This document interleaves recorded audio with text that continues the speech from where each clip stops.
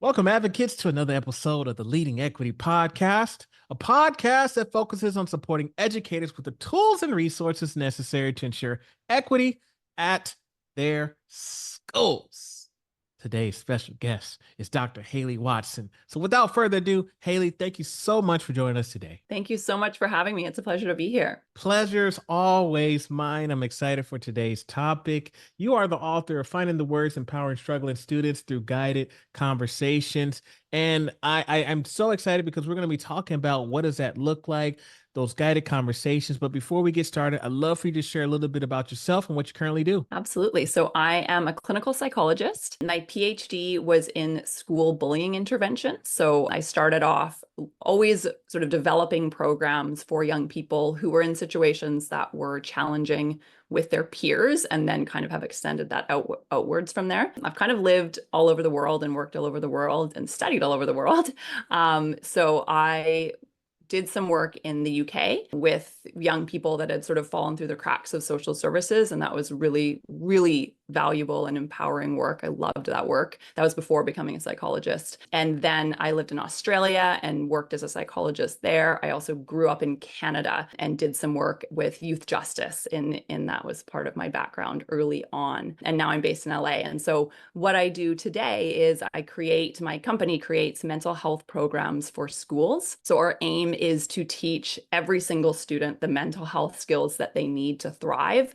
So really making sure that kids that don't have access to therapy or to psychology or mental health services are building a core skill set, so that we're really looking at prevention instead of waiting until we get to a place where we're really not in a good way with our mental health, which we all do in our world. You know, our mental health is something that we all struggle with at different points in our life. And so really to empower every single student with those skills. So we have classroom-based resources, and then this book is helping educators have some of those conversations. Again, not to put them in the role of needing to be a mental health expert, but just to really understand that there are so many people in a young person's life that can positively support their mental health without being a therapist, without being in that kind of therapeutic space. So the preventative measures, because sometimes we wait till late, and then folks are, we're calling in the experts at this point. And so it sounds like you have some strategies that you provide for students to maintain their self-care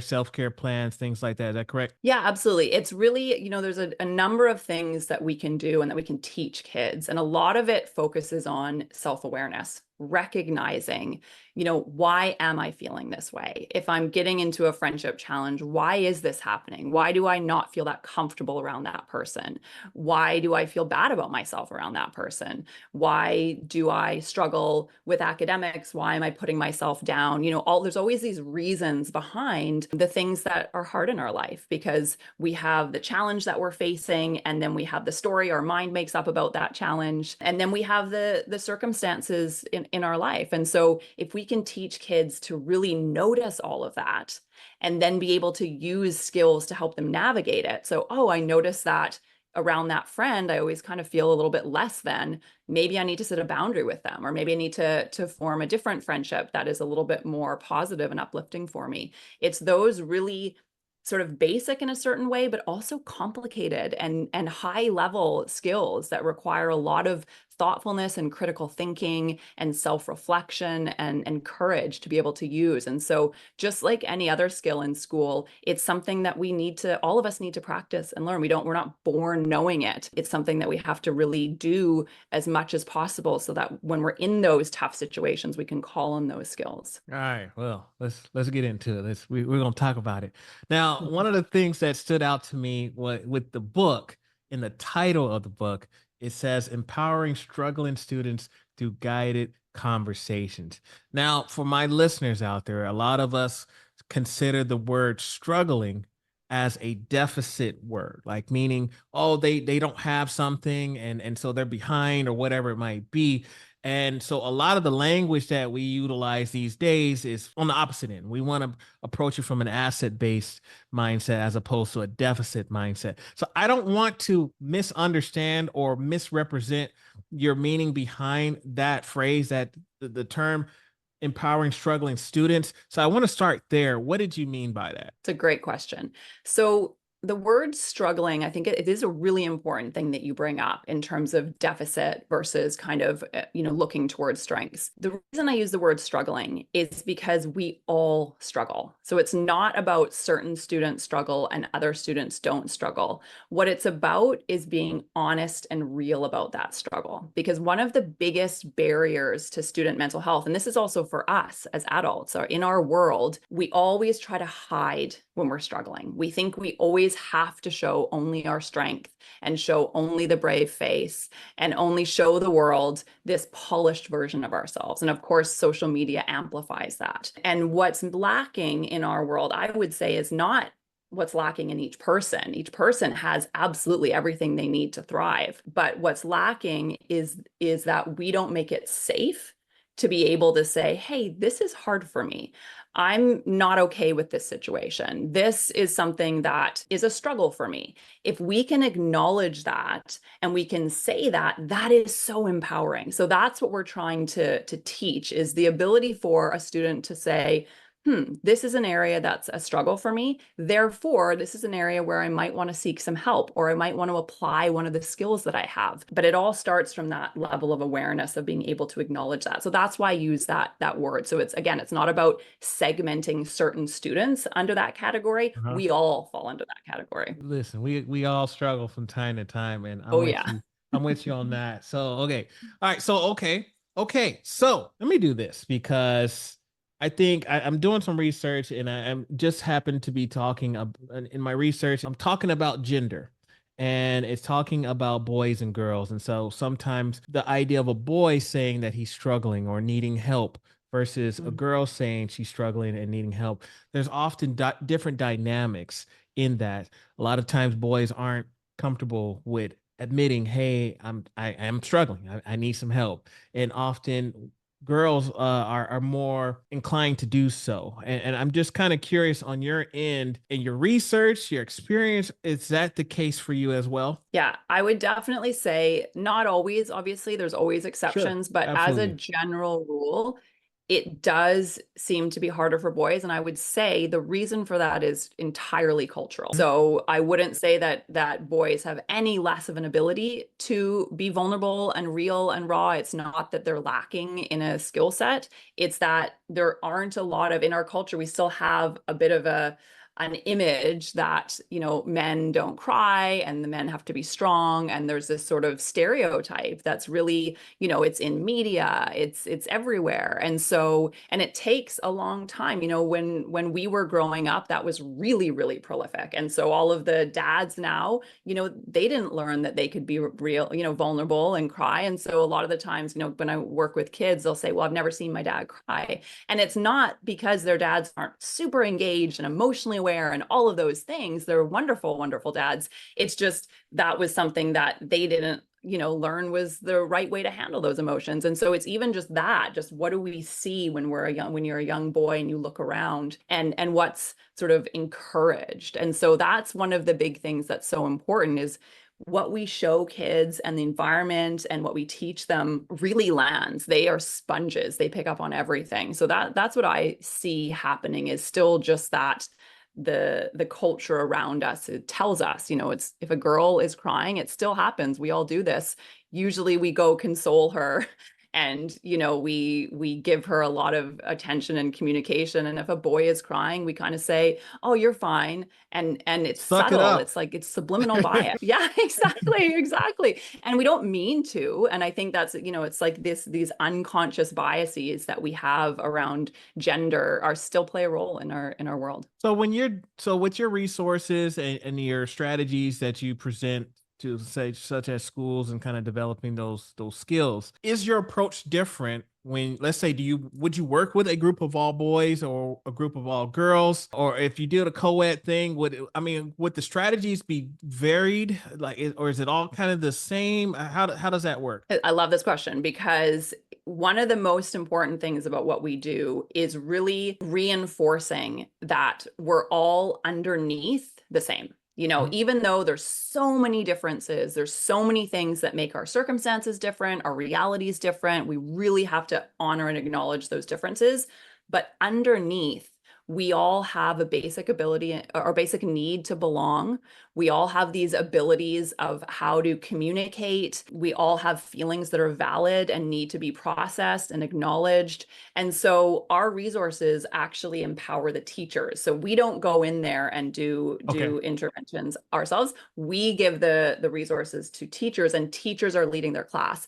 And I would say when you're working with a group of all boys or a group of all girls or co-ed, and that goes for any other type of difference between students, a group of students that are all one way, all another way, really the skills are the same, Okay. but the way that they might process those skills or learn those skills or communicate those skills, that varies, of course, with individuality and with different types of young people. But boys and girls, need to learn, kids of all genders, kids of every different background and circumstance, we all need to learn the same core skill set in terms of our mental health. All right. Self-care plans. Let's say I am an introverted person, which I actually am a very introverted person. So when it comes to that prevention that we talked about early on, okay, I want to make sure that I don't wait till things blow up, because I keep a lot of things inside. I bottle things up, and then all of a sudden it culminates to the place. This was the last straw, and then all of a sudden, boom, things can blow up. So if we're talking about extroverts and we're talking about introverts, and we have those type of students in our classrooms, in our schools, in our hallways, some that are going to readily express themselves, some that are going to just keep things to themselves, or just kind of keep it close, tight to a small group of folks, a small circle. Talk to me about some of the strategies for those varying type of personalities, that maybe those who are more open versus those who might be a little bit more close when it comes to those conversations and reaching out. Absolutely. So I think the important thing to always remember is whatever comes naturally to us, the opposite of that is where we need to grow and Okay. learn. I would say, and it's a good distinction, because again, we have these ideas in our mind about what's good and what's bad, or what's Mhm. better and what's worse, or right and wrong when it comes to these things. And so we would naturally think, oh, the child that's extroverted and can express themselves, they're going to fare better with their mental health. And the Mhm. child maybe that's introverted and can't speak about it as much. But the child that's extroverted and shares their feelings a lot, oftentimes kids in those situations, and I was one of those kids, what we need to learn is how to just be with ourselves. A lot of the times when we're being really extroverted, we're just trying to sort of dump our feelings Mm. everywhere else. Mm. And we're not really able to calmly notice and recognize, ooh, this is how I'm feeling. We kind of project everything out. So kids who are really, communicative and able to share things often need to slow down a little bit and learn that skill of, can I just be with this feeling without needing to verbally process it, without needing to make it someone else's. So that's that growth edge there. And then for kids that don't speak as much, they're good at that. They're great at sitting with that feeling, but maybe their growth edge is, how do I speak up? How do I share something? And really, this skill, just like anything else, it has to happen in baby steps. So this is one of the things that's so important. There are so many helplines out there for kids. We know that. We know that there are so many resources that young people can turn to, but they're not accessing them. And this is a really important thing to remember. We can't just say, hey, go to the counselor if you're feeling upset, because if you've never had a conversation, if you're one of those kids that never talks about what they're feeling, maybe your family doesn't talk about that, maybe you don't talk about that in your friend group, that is a massive leap to pick up the phone or walk into a counselor's office and just say, whoa, I'm going to now talk about what I'm feeling. So though that, again, it has to be in baby steps. So the first step is probably writing it down. Let's just see if I can articulate what are the things that I want to say, and then choosing someone that you feel really, really comfortable with, and just having that conversation with them first and practicing that, and then moving up from there. So again, just like anything else, it's really looking at yourself as a unique person and looking at the situation and saying, what is the thing that I naturally do? How can I lean a little bit the other way? And how can I just take really small steps to get myself there? Knowing that I don't have to become extroverted if I'm introverted, and I don't have to become introverted if I'm extroverted, but I can just balance myself out a little bit in terms of what I naturally tend towards. Is that trusted person an adult or like a best friend? Like who's the trusted person? So the trusted person is whoever feels good to that person. It's really Okay. unique to the individual, But what's really important when we're adults and we're working with kids is that we make sure that there is at least one adult that is in their circle that they are talking to. Because sometimes, and again, every child situation is unique. Sometimes a best friend is the perfect person, and that's the right person to provide the right support. But when it comes to our mental health, we do need a little bit of guidance sometimes. We do need to be sort of coached in the right direction. And sometimes our best friend is really good at listening, but they might not have any idea of what kind of advice to give us. Yeah. And they might say, oh, if that's hard for you, if that situation's hard, why don't you avoid it? That's what most kids would Right. say, right? Whereas Mhm. actually, maybe that's a hard situation, but we need to face it. So again, the first person you talk to, whoever feels right for that young person, but then making sure that there also is an adult that, again, has a little bit of that bird's eye view and can give them a little bit of coaching and guidance. So I wonder, like, is that something that we teach kids as far as choosing the right person? Because I'm thinking, like, let's say I have three friends, and that's it. That's the crew, right? And that's all. Those are the Yeah. people that I open up to. Those are the folks. But then maybe Mhm. one person is just kind of like a yes person. Maybe they'll just, oh, Yeah. they're not going to tell me legit how, to keep it real.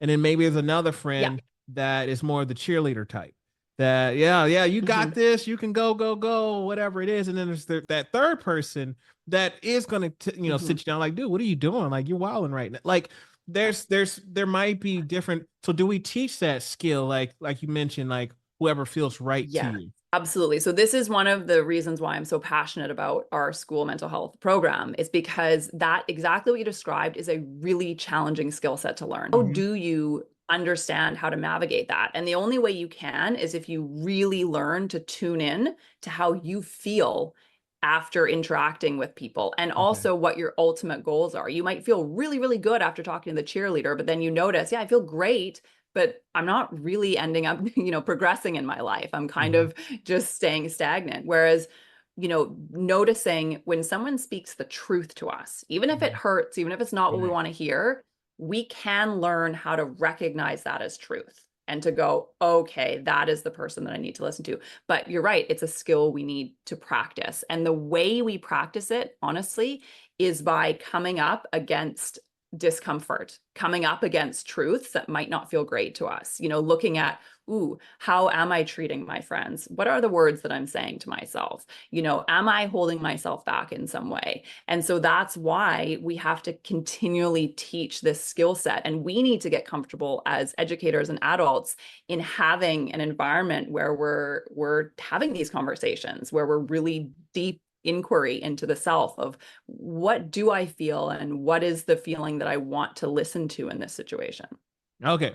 Let's get a little bit more specific. In your book, you have first person accounts on students and kind of work helping them through challenging situations. I'd love for you to share something. And then, folks, we want you to get the book. But if you can, Haley, just share an experience, a first person account that we can find, kind of help get a little bit more specific in this conversation. For sure. So the first one that comes to mind, I mean, one of the things that was amazing to me about writing this book is that it came from interviews I had done with kids all over the world over the past few years for our program, because we feature documentary stories in our program. So it was this beautiful thing where I got the chance to really have these deep dive conversations with students to be able to kind of help them navigate the challenge. And then that is what students get to see to help themselves. So the one that stands out to me is this awesome girl. She was about 14 and just had dropped out of school, hated school, was like not into school at all.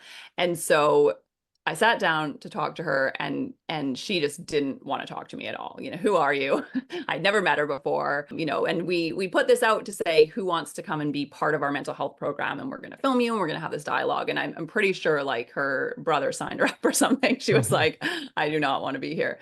And it was such a powerful conversation for me to be part of, because the image she was showing the world was one of, I don't care, I'm too cool for this, I'm disinterested. And I think everybody in her life believed that story. Okay, this is a kid who, is a quote unquote bad kid. This is a kid who, is a troublemaker, yada, yada. And just by listening to her. I think this is what's so important. Sitting down and saying, I want to hear your story, and I want to hear a little bit you don't like school. And I had to ask her a few times. Her first response was, well, it's stupid and it's boring.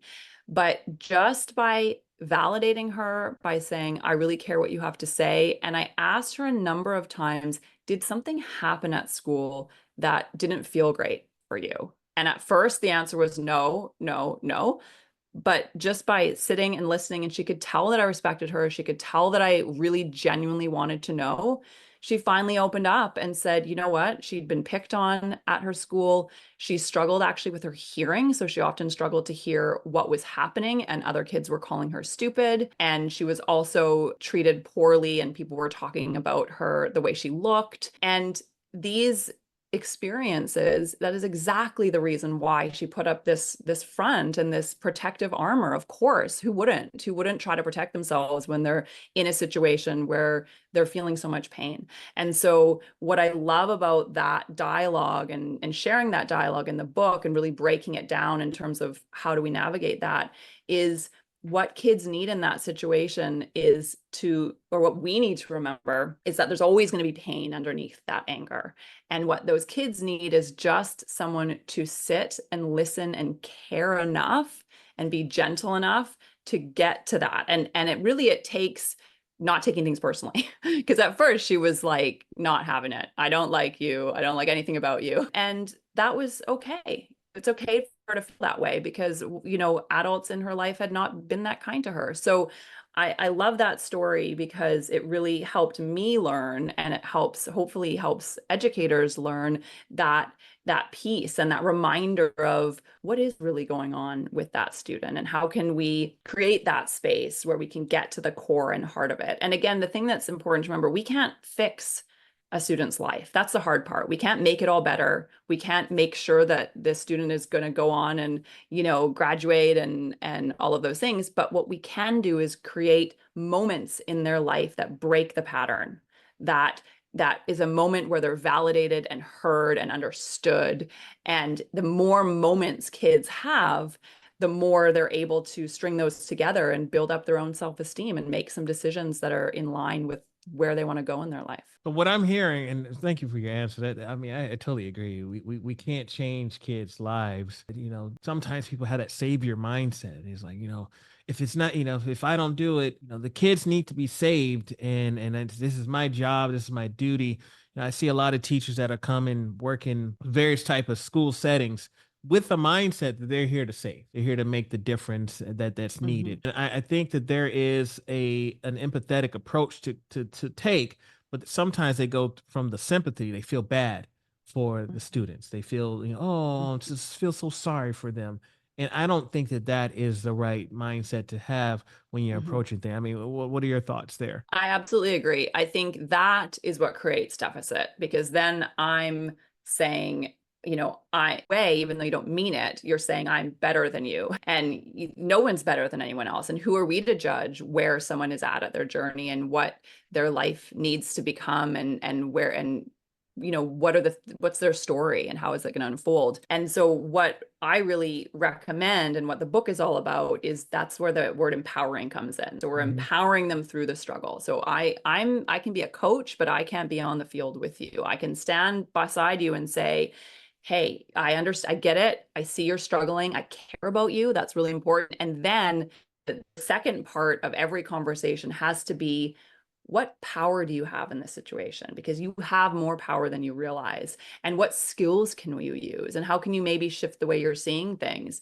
And what happened in that conversation that I was talking about earlier was, by this awesome girl starting to see, oh, I didn't like it because I was treated badly. All of a sudden, even if it was just in that conversation, in that moment, she flipped and realized, oh yeah, maybe it's not because it's my fault. Maybe it's not because I'm not good enough to be in school. Actually, I wasn't treated that well. So for that moment, she remembered her power, and she remembered to go, wait a minute, okay, this is something I probably can do more than I realize. And so I don't need to put myself in this box of someone that can never do school. So I think that to empower someone, we have to believe in their power. And that's where that sort of empathy versus sympathy, changes things. Yeah. So let's talk about some strategies. And I know there's plenty of strategies within the book, But I'd love for you to share with our educators out there who are listening when it comes to empowering students, struggling students through guided conversation. What kind of strategies could you provide to our listeners out there? So there's 6 core strategies that I talk about in the book, and I'll just briefly touch on them here because, and the thing to remember is whatever you do is amazing. I think as an educator, it can get really overwhelming in Mhm. terms of what am I supposed to say? Am I saying the right thing? And I think, you even listening to this, even paying attention and caring about your students and having the intention of helping them, that's enough. So I think we just to take the pressure off that it has to be the perfect thing. But the 6 strategies that are really vital. The first one is validation. And that means just simply saying, I see you, I care about you, I hear you, what you're saying is valid. So really making sure you give them that, yes, thank you for sharing that. The next one is helping them navigate their feelings. So really just asking them about their feelings. How do you feel about that mark that you just got on that test? How do you feel about your friendships? And just encouraging them to start thinking about their feelings. The next one is to really help them recognize their patterns. This is a little bit of a tricky one, but just gently helping them notice, hey, you notice when you're around that friend group, you're always pretty loud and boisterous. Do you notice that? Or I notice every time we have an assignment coming up, you get quiet and hang in the back of the room. Do you want to talk about that a little bit? Just helping them notice, because when we're young, we don't know what we're doing. We don't recognize that we're maybe caught in a cycle. So gently doing that. And the more we've connected and validated them, the more we can say those things without it feeling really confronting for students. But we've got to help them recognize that. So those 3 skills really help students start to self-reflect. And then the second 3 skills are all about helping them take action. How can I help myself in this situation? So the first one is helping them shift their paradigm. So that just means helping them see things a different way. So like I did with the girl who didn't like school, helping them recognize, oh, I don't like school, not because I'm terrible at it, but because people weren't nice to me. So just pointing out, hey, maybe you don't like tests because you get a little bit nervous, not because you're bad at them, or maybe you're failing these tests not because you lack intelligence, but because maybe you need a few tweaks in the way you're studying. So just changing that narrative in their mind. The next one is about remembering their power. So that's really simple in terms of pointing out even simple things like, I know you've got this, or you probably have more courage than you realize, or, hey, I saw you do that really, great thing in sport. I bet you can use that skill now. I saw you, whatever it is, be really powerful on the basketball court. I know you have this courage in you, whatever it is. And then the piece of strategy is helping them use a skill. And this is the one we think is the only one that they can do is, and the skill honestly doesn't matter. It could be anything. It could be them taking a deep breath. It could be them thinking a different thought. It could be them setting a boundary with someone. But if we encourage them to do something to help themselves, that's what gives them agency. So we're not sweeping in and saying, let me fix this for you. Let me, tell that student off because they were mean to you. Sure, we need to help and encourage and set boundaries for them and all those things, but they need to be able to do something in a moment that's hard to help themselves. And if you encourage them and simply asking them, hey, what do you usually do when things are hard for you? Can you try that now? That's a really simple way to really encourage them to start going, oh, I do have a skill set. I can help myself. So those are the 6 strategies. Again, the pressure's off in terms of when and how and what order. But if you can try to incorporate one of those in an interaction with a student, it will help them tremendously. Just one of them would make a big difference, is what I'm hearing. Exactly. Yeah. Okay. Well, I appreciate this, and this is very helpful, and I'm looking forward to getting my hands on a copy of the book as well. I've already learned a lot, and I think at the end of the day, what you're doing already, teachers, we're assuming that you're already trying, and what you're doing works. So we're providing some additional support for you in those Mhm. aspects. I'd love, Haley, for you to take us home with maybe one final word of advice you want to provide to our listeners. Yeah. So I think what you just said is really poignant, and I want to echo that. Educators have the hardest job. And to balance all of the things that you're balancing and pay attention to students' mental health can seem really overwhelming and daunting. And I just want to really reinforce that you just showing up and caring about your students is light years ahead of probably Mm. what you realize that, in terms of the impact that you're having. The ripple effect of that is massive. So really remembering how much you're already doing and remembering that just showing up and caring about each of your students, paying attention to them, noticing when things are hard for them, that's really all you need to do on a day-to-day basis. And then all of these other things, you sprinkle them in as and when you can, but really just remembering that you are doing so much already and keep doing what you're doing. I'm so grateful for you, each and every one of you. So thank you for the work that you do. All right. Well, once again, I'm talking to Dr. Haley Watson, author of Finding the Words, Empowering Struggling Students Through Guided Conversations. Haley, if we have some folks that want to connect with you, what's the best way to reach you online? LinkedIn is great. Dr. Haley Watson on LinkedIn. Also, openparachutschools.com is our website with all of our resources, and you can find information about my book on there as well. All right. Thank you again. Thanks so much for having me.